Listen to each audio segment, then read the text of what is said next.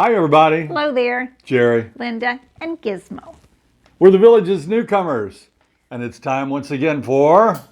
Send us your questions, we've got your answers. Jerry and Linda's Mailbag Monday. It has been a great week. It's been a fun week. Mondays come fast, and we start looking during the week for things to include on the next Mailbag Monday. And we think we have a good show for you today with lots of good questions. First off, I want to encourage you to look in today's video. Somewhere, there's a couple of little oddities. See if you can find them and identify them and write in and tell us what you found.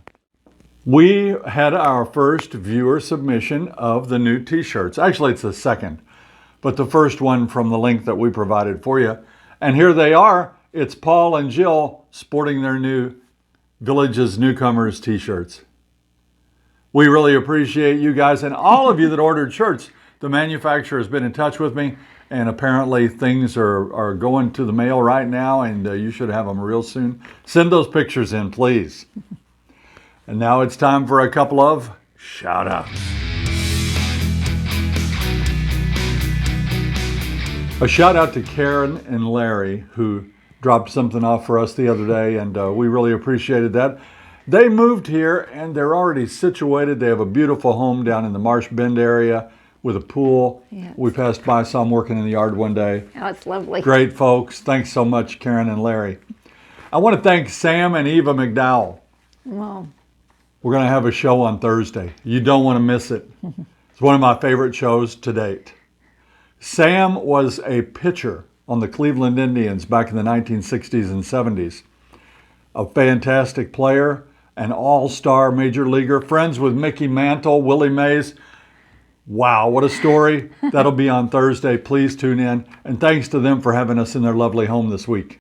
I want to throw out another shout out because Linda had to go to the ER last week. oh yeah. You know, she had family over and she was just thrilled, and we both were, and it was a great week and a good time. But she had a severe headache, and of course, you know, she had that stroke last year. That doesn't mean my family gave me a headache. No. But after they left, we had to take her to the hospital. I want to give a shout out to the Trailwinds Villages Ocala ER on 466A. I'm going to tell you what. You hear so much criticism about healthcare. You know why that is? Because if 100 people get healthcare, the only one that's going to write in and is the one that's going to complain. Yeah. You know, you don't hear the good ones. Well, we've got a good one. We walked in, within 5 minutes, she was back being examined. It was all good news. Everything came back great. And we were out of there in 2 hours or less. So a big shout out to the Ocala ER Trailwinds Villages. Thank you so much. And this is really not a shout out, but guess what? Our grandkids are here. 2 of them. 2 out of 5. That's 2 out of 5 is plenty. It's plenty. We have the and she reminds me all the time. Which 2 do we have? They what ages? The 5-year-old and the 3-year-old. Oh, they're fun. They're lots of fun. I thought kids were supposed to take naps. Yeah. Adults do. When can we get them to take a nap? No. Thank God for cable and those Cartoon Network and all that kind of stuff. That's all but it's fun because it's Camp Villages week. Right. We have a lot planned this week. There's And we're going to do a lot of great things. It's just us. Their folks flew them down. Boom. If we don't post a Mailbag Monday next week, please call 911. Oh, no. Send them over to our house. Here's our first letter from Tony. This is a great letter. I can't express how much I like this letter. Okay. Would the villages allow somebody to keep a well-mannered pot-bellied pig as a pet? What? Oh, why would you want one? I mean, we look out and see people walking their Chihuahua or their Great Dane or their Boxer, but man, Tony, I sure hope they do, because I so much want to look out and watch you walk your pot-bellied pig, and I want to watch you clean up after him too. I don't know. Call the sales center and ask them that question, and tell them Jerry and Linda encouraged you to call in on that. Jill asks, how often are you rained out of an outdoor activity? I've been to Florida a lot and I always get caught in serious storms. So I picture not being able to bike or walk several times a week. Could you enlighten me? Well, Jill, what do you think? Well, it's going to rain in the rainy season for sure. So, but lots of times the storms are quite quick-lived, 15, 20 minutes.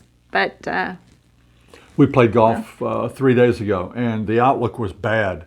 And we went to Havana Country Club and we went there and the lady says, are you sure you want to play? Because there's no refunds. Once you tee off, boom, you're done. No rain check, no refund on the afternoon wave. So we played, but we knew it was threatening. We got it in, no problem at all. And you can actually see it rain over there while you're playing over here. You may never get wet. It's unpredictable. Those poor weathermen, I know they do their best, but Florida weather is iffy. But I'm going to say that there would be very few days you could not play golf if you timed it the right time of day. Might rain in the afternoon, but you could play in the morning. Might rain in the morning, vice versa. right. So, nope, we haven't had to change too many plans, to tell you the truth. We had a neighborhood, what do you call that? Just to get together. It's our social. It rained once a all month. morning. Yeah. We thought they were going to have to cancel it. They had big plans. They had Dave, the horn dog guy, was there selling his horn dogs. And they had the Mystic ice cream truck was there Right. selling ice cream. And we were doing cornhole. Not a drop of rain. No. Not a drop. So you just never know. Carolyn has a good question.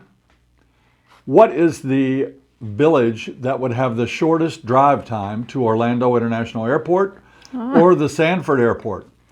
That is something to take into effect because when you say how far is it from the villages to the airport, Sure. man, if you are in Spanish Springs, you're an extra half hour from us to the airport. Right. Oh, my. But if you're down in Monarch Grove, you probably save 20 minutes. So I would say that Monarch Grove would be the closest with probably a 45-minute drive to the airport. Other villages down that way would be DeLuna, DeSoto, Marsh Bend, McClure, yeah, Fenney. St. Catherine, Hawkins. Well, the St. Catherine Hawkins are on the other side of the turnpike, but yeah, okay. they could come up Megason and get there. So they're all going to be closer than we are. So down there, an hour or less to the Orlando airport, a little more to Sanford. And by the way, a hidden gem is the Tampa airport because there are no tolls, so you're going to save $11.60 on a round trip. Yep. Less traffic, less kids running around with Mickey ears. Golf question from Charles and Tracy. It says you play pretty often. I'd like to know, do you guys play the same executive course or are you in an area that you can get to play several? What do you think? Oh, there's quite a few around us. Gosh, there's about, 5?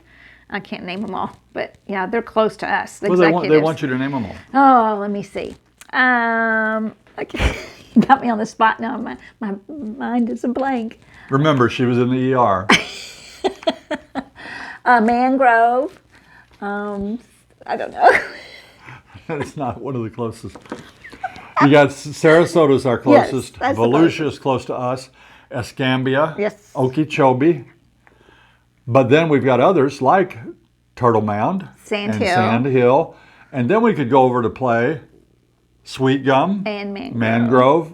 Palmetto. All those are fairly close to us, but don't despair because wherever you live in the villages, you're going to be surrounded. You know the new area I just talked about on the way to the airport? Yeah. Down there you have 5 that are real close. Loblolly, Longleaf, Lowlands, Red Fox, Gray Fox, all for them. If you lived up north, you've got a little cluster of courses. They're spread out really well. It's a well-planned community. Charles and Tracy, don't worry. Wherever you pick, you're probably going to have multiple execs close to you. Now they want to know, are there some executive courses that you'll never play because they're too far from you by golf course? Oh, I think so. Any area in Spanish Springs is too far for us to go. It is too far, but you could do it. I mean, Sure. our friends Robin and Karen, Sure. when COVID started, Oh, they yes. made a deal with each other. They played every single executive course. Which was what? How many courses? I think That's- 42. Yeah. I'm guessing. It changes all the time. This is from Bob. He'd like to know if we do a video on how to put our rack on the car for our e-bikes. So, That's right. If you bike, you don't really have to have a rack. You can bike here in the villages. I mean, it's almost endless the amount of places that you can bike. But if you're here and you want to go to, say, Finney and bike around the Hogeye Trail area, or all those neat recreational trails down there, you might want to put it on your car. You could ride it down. That's what we do. We ride the bike down. But we have driven it down there, and you need a rack. If you have a regular bike, it might weigh 10 pounds or 20 pounds. No big deal. All the racks will hold those. We have e-bikes. 62 pounds, 60 pounds. We need a heavy-duty rack. Most of the racks on the market only hold up to 40 pounds. So we bought a heavy-duty rack.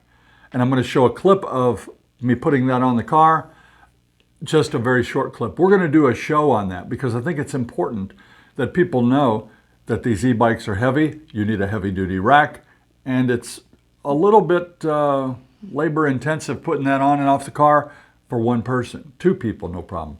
But here you go.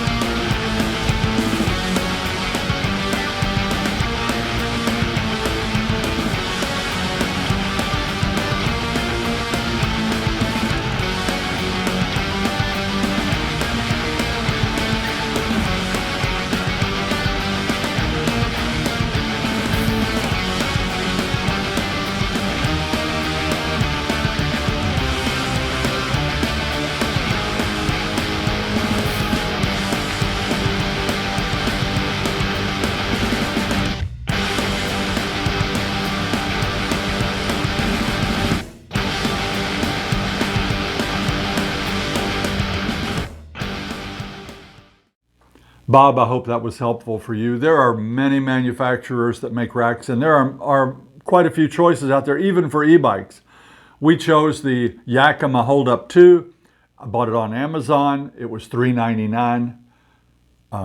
But there are other choices as well. You can get one and you can make it work. Susan writes in and wants to know if there's any special restaurants that they can go to for a milestone celebration, like an anniversary or a special birthday. And yeah, there's lots of places to go. And one of our favorites we've been to recently is the Chop House. We really enjoyed that. Bluefin is really a great place. Prima and Napolino's if you like Italian. But you're going to find some nice places to go on those special occasions. We don't go too many of them too often. You know, I'm a penny pincher. But yeah, the Chop House was really good. And Bluefin's always good. There are choices outside, like the Rose Plantation and Goblin's Market up in Mount Dora. And I mean, there are lots and lots and lots. Honestly, I'm happiest like in Texas Roadhouse or somewhere like that. I don't need a fancy place, but there are many like that. One we went to just a few weeks ago. You remember that? The Anglers Club. Oh, yes, but I'm not sure you can get in there. It's members only. Members only. Yes, indeed. A couple of members invited us, and whoa, I got the prime rib, baby. That was thick and big. And you have to know somebody. That was awesome. Yeah. Diana's question's kind of vague. She wants to know if there are rules around driving or parking off the multimodal paths. I only included that question today because you will see folks stopping in the middle of a multimodal trail to check their GPS. Yes. This will cause irate reactions from fellow drivers. Yes. This will cause the kind of reactions that makes us go down when they do the ratings of America's friendliest hometowns. Oh. Yeah, you know, you could get honked at or yelled at. Don't stop in the middle of the trail because these people are trying to get us some seat times. Some what times? Tea times. Oh, yeah. Tea times, you know, play off. Or it might be, you know, time for their Geritol or whatever. You know, Time to take medicine. You're supposed to not be in a hurry, but pull off. Yeah. Pull off into the grass. Yeah. But don't block the trails. No. Joyce lives in a Del Webb community, and she's concerned about mobility issues when she gets older. That's a great concern when you go to a retirement community. So she's wondering about the width of the doors and the wheelchair accessibility here. We didn't give it a thought. We just liked the house and moved in. So let's go measure our doors and see if they are the wheelchair accessible.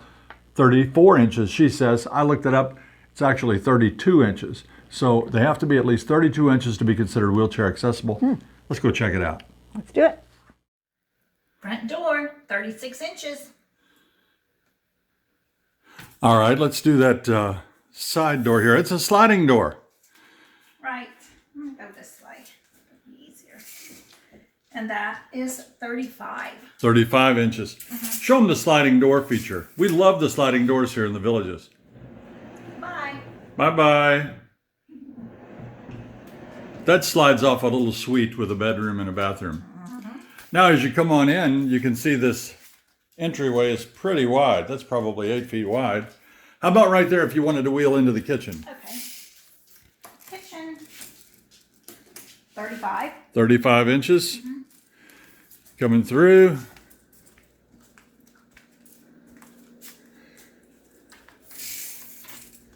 And this one is 42. 42 inches.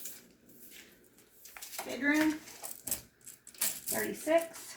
36. And this is the bathroom with a sliding door, so that's going to be 35. Closet is a little smaller. Closet's 33. 33.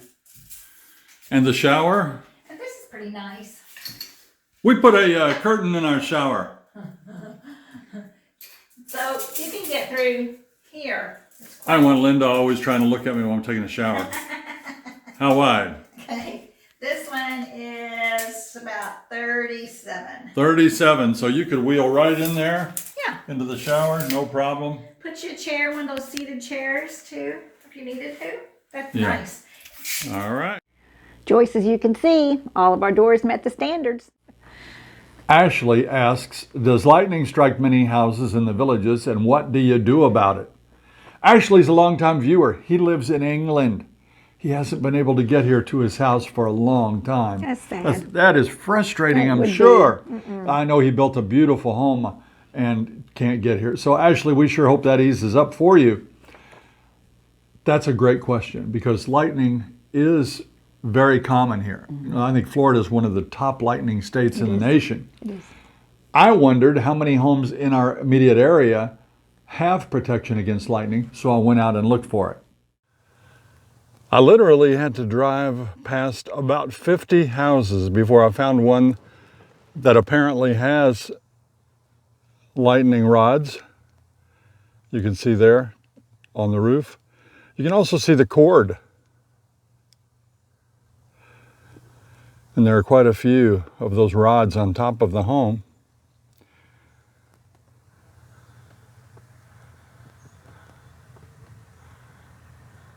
As luck would have it, the house next door to that one also has them. As you can see, not too many homes here have built-in lightning protection. I'm going to estimate that I looked at 100 houses and I found 3 with lightning rods that I could see. So only 3 out of 100. Hopefully, we don't need it. We don't have it either. Do lightning rods attract lightning? Nope, they don't attract it. It's a safe path for that electricity to take, if it would strike your home, to go down and be grounded into the earth.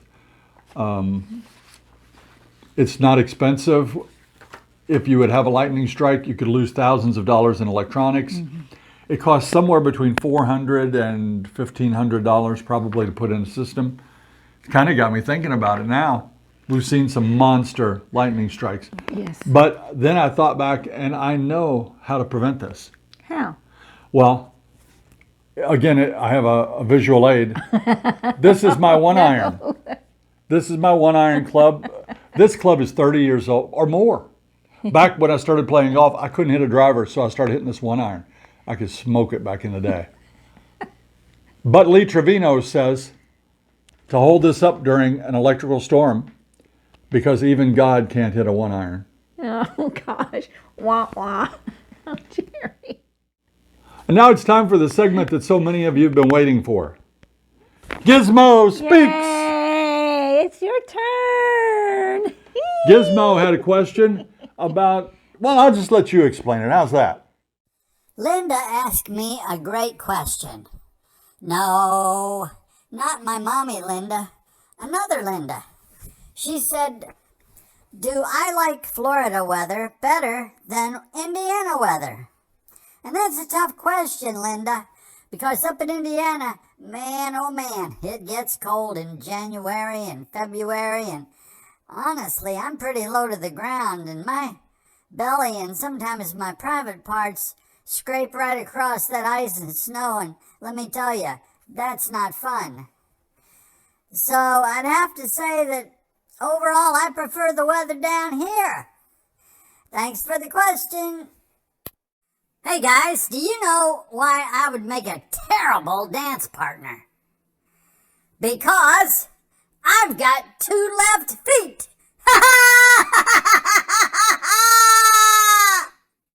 You are right. I never realized, I never even thought about it. He has 2 left feet. That's like me, man. I am such a bad dancer. She was called the dancing queen in college. This girl, she's got some moves. I was a dancing queen in my college sorority. They gave me the ABBA award, the dancing queen. I used to love to dance. I still do. Now she's married to an old clodhopper that, oh well. That's going to do it for today's edition of Mailbag Monday. We are so happy that you came along with us today. You know, we read every comment, every single comment, and every email. Although we're getting so many emails, we don't get back to everybody. We save them for a future opportunity to use on Mailbag Monday. We're humbled by your comments. Very much. That you would take time from your busy day to actually type something to us. And, Yes. you know, 999 times out of 1,000, they're very, very nice. And we appreciate it. And we love that when we see people on the street or down in town or wherever we are, they'll say, oh, we feel like we know you. We feel like you're our friends. And, you know, we appreciate that. We like that. We sure do. So press that like and subscribe button. Until next time. See you when you get here.